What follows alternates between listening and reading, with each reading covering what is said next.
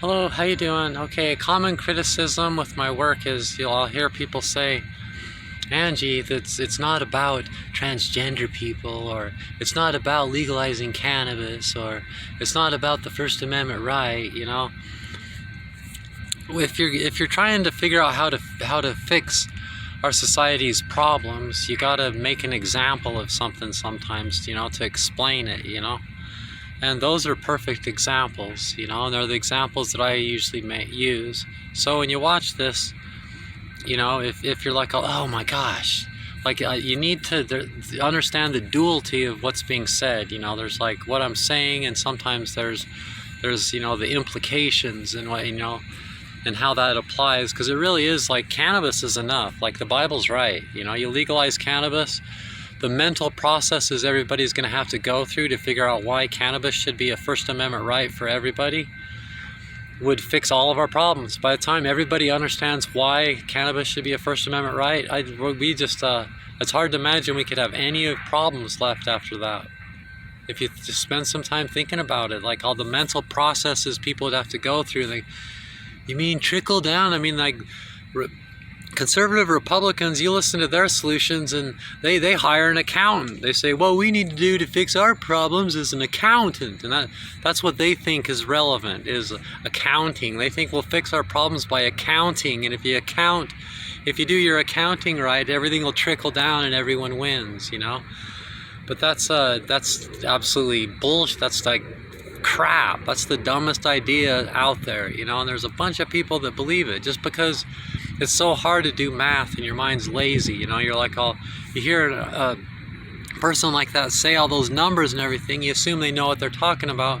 And since there's such a high respect for money and numbers in our society, everybody just says, yeah, that's what it's about. But that's not what it's about, If you took the rich people, took the rich people on our planet, the 2% or whatever they are, and you just shaved off a little like hair, little piece of their money, world starvation would be solved. That would solve half of our problems just right there. Just shave a little bit of their money off, So why you would listen to those con artists, like listen to their philosophies on life. It's all about my family, and they've got these big mansions and they still think it's going to trickle down, but they're still just giving everything to their own family and everything. I do not, I pay tithing, and they think of course they're humans, so they don't think they do anything wrong and nothing's their fault.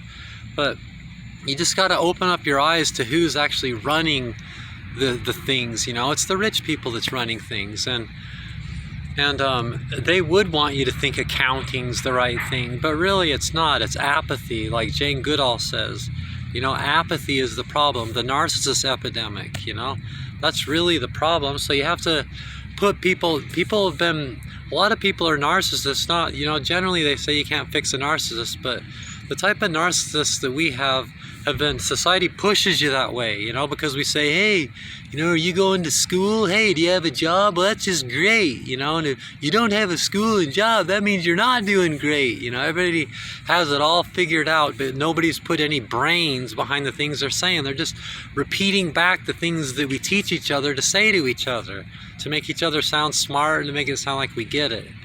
It's time that we start noticing things like that. What really matters is what we care about and what we see and what we're aware of and what we notice.